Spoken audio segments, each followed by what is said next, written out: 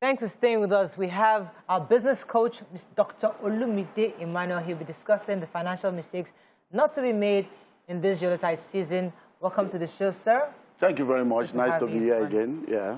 So the Yuletide season is around the corner. People are going to be shopping, getting ready for the holidays. It's time to spend, you know. You save. I mean, my kids are telling me I want to buy a bicycle. I mean, I'm going to go and price a bicycle. Okay, now. And everybody's thinking about gifts and what they want to do. How do we pull the brakes a bit on the spending and manage our resources, especially because 2022 is around the corner? Okay, well, thank you very much for having me. It's always a joy to be here. And like I've always started, are you people students in the School of Money? Because that's where all this thing begins. Financial intelligence is very key if you're going to become successful financially in life. And most of the time, your level of financial intelligence will determine your level of financial decisions, and your decisions will end up determining your outcome. So we are in the end of the year. People are going to be spending money, like you said. The question is, what informs the actions that they're going to be taking going forward? Because one of the major mistakes that people make in life when it comes to money is not giving financial intelligence a priority in their life. Everybody that I know wakes up very early in the morning, they come back late in the evening, all because they're trying to make money. But they are not giving the same attention to learn about money. So it's amazing how you want to make money and you are not ready to learn about money. Because financial intelligence is the bedrock of everything. Because the more you know, the more you grow. What you learn determines how far you earn. So your learning capacity determines your earning capacity. So number one is, which is a mistake that we need to change, give financial intelligence a priority. Because once you've been teaching us since January to now. We made the money. It's how to spend it. We are going there. Spend it with sense. So you need to know so that you will not go and end up, because you see, December is here, but January is around the corner. Once you enter January, because the distance between Christmas, New Year, they are all less than 5 weeks old. By the time you come out on the other side, school fees is waiting for you, house rent is waiting for you. And then January is the longest month.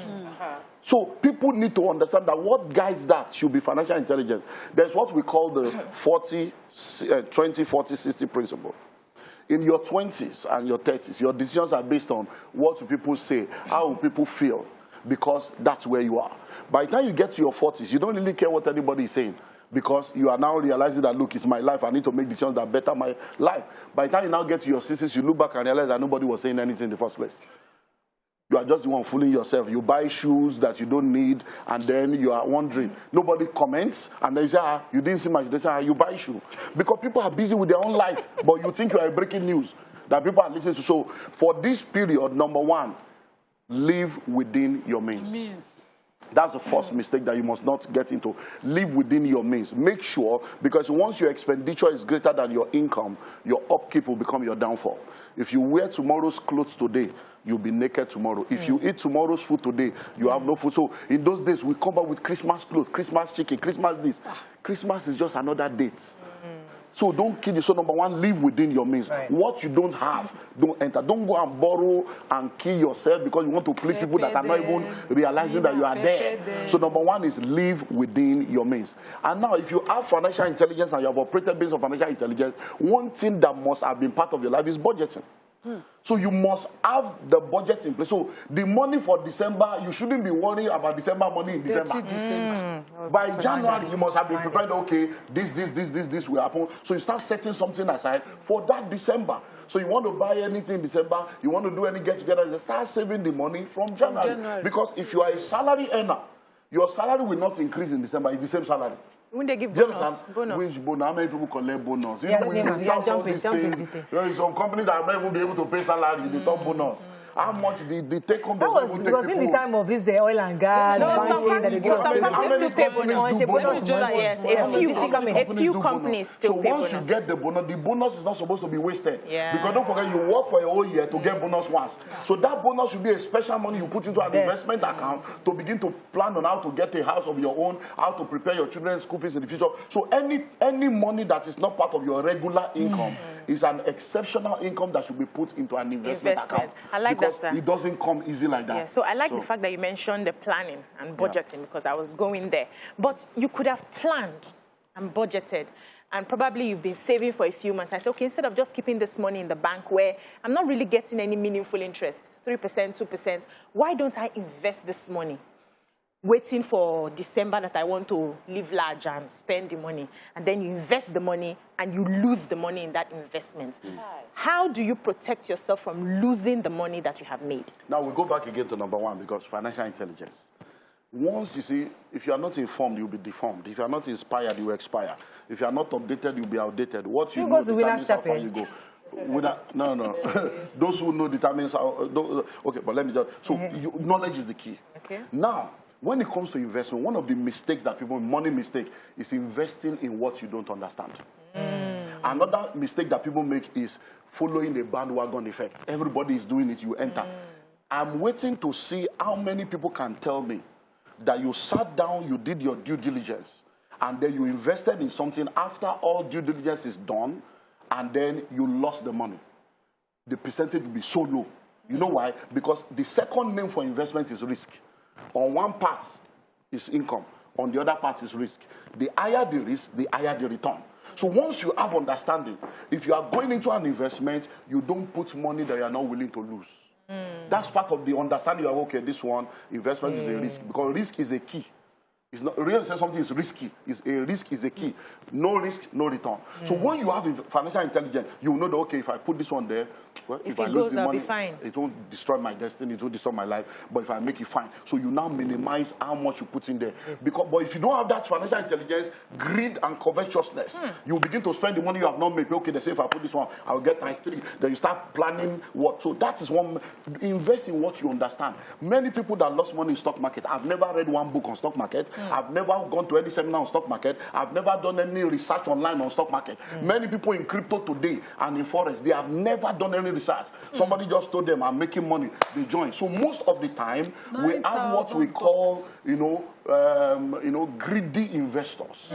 Fraudulent investors that just want to make money. So once you put money in an investment, you will know before you go into it, okay, this one, no, these are the attendant risks, and I am ready to take. So it is called informed risk and calculated risk. That's how you go into investment, because you don't lose money, you pay school fees. Let me go back to what Mariah said earlier, because all the life not so serious like that. We can relax something. We have saved money from January to December.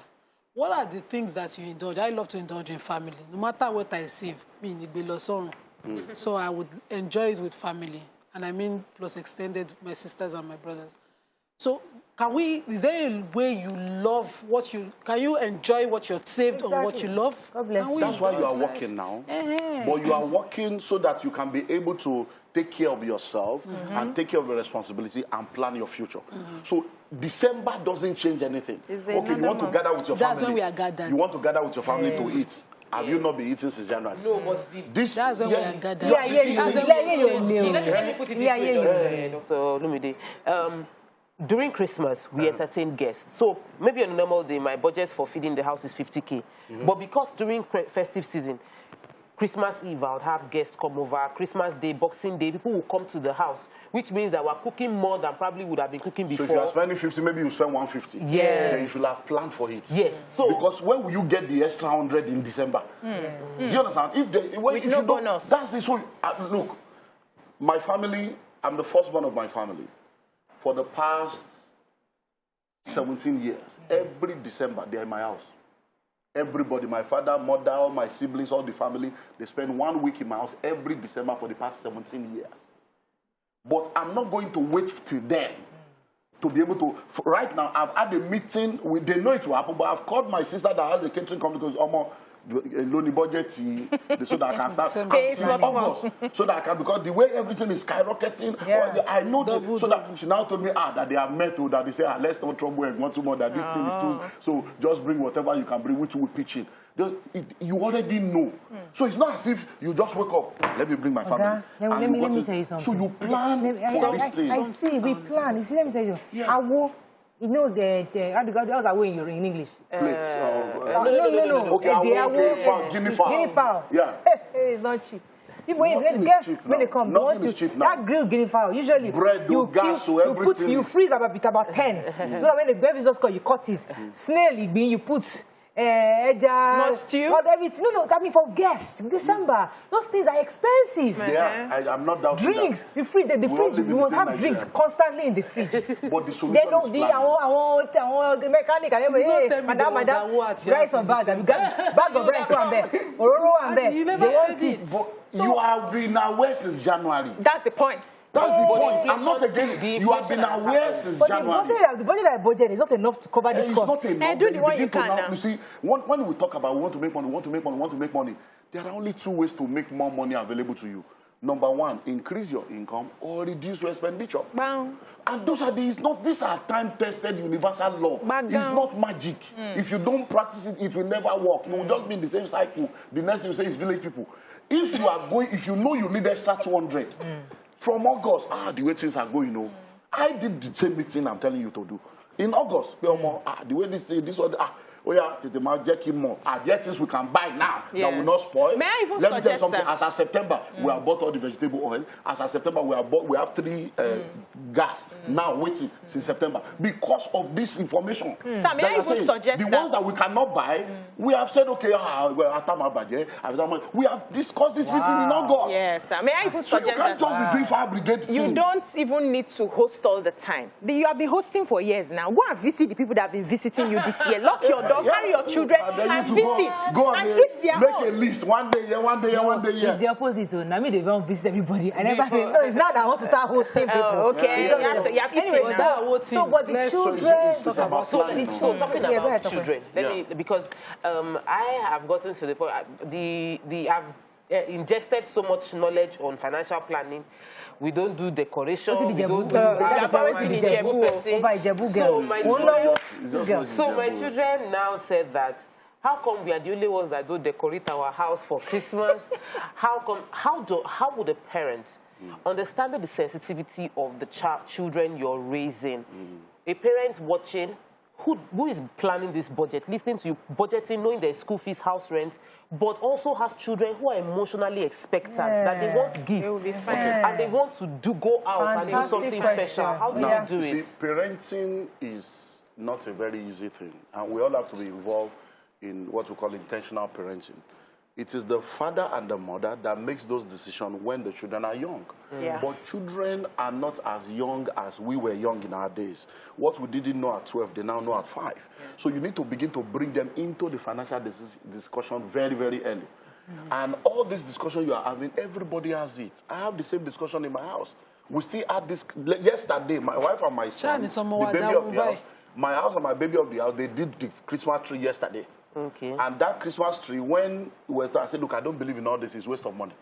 If you know you want to do it, let me know. If we buy this one now, we use it for 5 years. Not that you now come every year, there's one designer.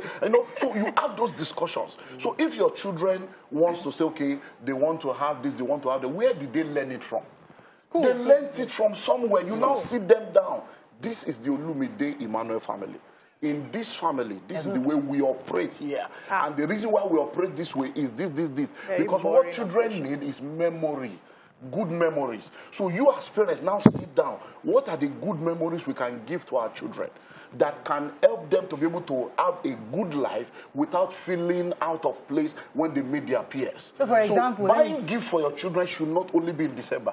So make it a part. For instance, in our family, once every month, we eat out. I used to do it every Sunday. Sunday, no cooking, but because of the level now, I cannot do that now. I don't eat anyway. So once every month, we eat out. So my son is the one that determines where we are going the next. Okay, this is clinical month. This is that. Whatever he says, we go. You are already building a Mr. memory. Brown, I hope you're it's hearing not that. December. It's not December. You now want to do something. So when you begin to train them, these things. So let me understand what you just said now, Sam. Because so you're saying that if a child is saying, all my friends they have Christmas trees in their house. And the crowd comes to you, and you as a planner, financial expert, knowledge, well, I can't afford tree. Call a meeting and say, okay, every day we'll be singing Christmas songs in our house. We might be substitute in our own culture. This is what we're going to be doing for Christmas, but we cannot do tree. Create something that is memorable for that child. That's all. That's all. Because most of the time, let me ask you a question. When you were growing up, was it the Christmas tree you remembered? or the Christmas clothes that you remembered, or how you were treated when you were young? I remember everything. No, the treatment. My father's birthday was December 5. My mother was... So if you... Because you have Christmas tree, there's no my mother was a Muslim. Yeah. My mother was a Muslim. We always had a Christmas tree. My father's birthday was December 5. By December 1, that tree must go up because she's preparing for that daddy's 5th birthday. So we know that with the tree. Muslim woman know, but that tree was standard in our house. So I do tree. Something worries me because now my children, two of them, over the years, over the weeks now, this conversation is repeating itself. Okay. About tree? Buy from, no, we don't do trees. Okay. No, they see it in my neighbor's house and we explain it. So, why buy for me? Mommy buy that for me. You and daddy will buy this for me. I was like, where is this buy conversation coming from? I think the entitlement is starting that, you know, my parents will just buy it. Yeah. And I know my parents, when this conversation, I hated it, but I'm not a parent too. Yeah. So, am I the one giving them, or are we raising them in a way that... You have not done anything wrong. You are a parent, their children. It is normal of children to expect of them because they didn't bring themselves to the world. You brought them. It is now you that will educate them and sit them down to say, come, this. And once you explain, they will get it. I'll give you an example. We're traveling next week to Rwanda. When we went to Rwanda in August. When we went in August, I had my ticket, my wife's ticket was ready, my son's ticket was ready, but our passport didn't come out because the passport office had this issue. So it was only me and my son that had to go. So I bought business class for myself and my wife, economy for him. This was an 8-year-old boy. He's flying economy for the first time in his life. So I had to take him through an education. I said, hey, so this airport we are going now, you know we always sit down together. This one, we are not sitting together again. Everybody. You are now 8, so you understand this. So because, you see, the money we are using to buy this guy is my money, it's not your money. Do you understand now? It's my money, not your money. So from now, till you can afford business class by yourself, no more business class for you. Bam. Do you understand now? So we went on that journey, and I said, look, I'm going to be in front, you'll be at the back. You can still come and see me, I'll come and check on you. It was good. We went, we came back, it was okay. Now, we are going back again, and I'm doing business class. My wife is doing business class, he's doing economy. But because she's not going with us, she's not asking, so he will now sit at the back and we'll sit in front. I say, woman, whatever story you want to say, me and the boy, we have had a meeting. We have if you don't like it, ask the money and pay and upgrade your son. Now, two of us born out. Yes, we like that. So and the guy doesn't have any problem. Yes, of course. If you teach children, they will do it. My children, my firstborn is 23 now, and from young, she knew. When she comes to me, I told her, I said, look, money is not that we don't have the money. But there are so many things. You will still grow. All right, sir. Let me throw So when she's asking for me, say, Dad, is it in the budget? Because she has been schooled. Now, yes. Not that we don't have the money. Don't start lying. Yeah. And because that we have the money, but it is not to be spent like that. Good. You have landed at my point. So I remember there was a Christmas in my home where we're drinking Gary and eating moi moi happily. And a friend visited. And she was shocked.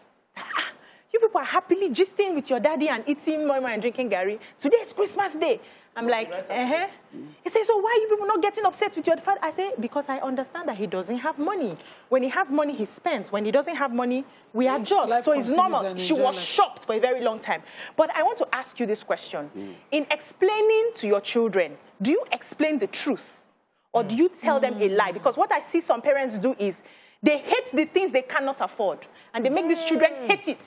We don't do it for bad people. We don't do this one, it's for bad people. We don't eat this type of chicken, it's for people that are stealing money from government. Because they don't have it. Then tomorrow when they have it, they have another explanation. Do you tell them that we are not doing this now, not because I don't like it, but because for now we can't afford it? Or do you just lie to them? You can't lie to your children. Whatever you say today will come back and haunt you tomorrow. Because they're not going to be children for them. They'll not get that did they lie that time. So you have to tell them the truth. Do it now. You have to tell them the truth. All right, so we have to wrap up, but let me just let you final sentence, your message to parents this season. Well, my message to everyone is live within your means. That's all. Don't try to please everybody because you will fail. Simple. Have a great day. Thank you. We'll see you. It's a pleasure always having you, sir. Thank you. See you tomorrow. Bye for now.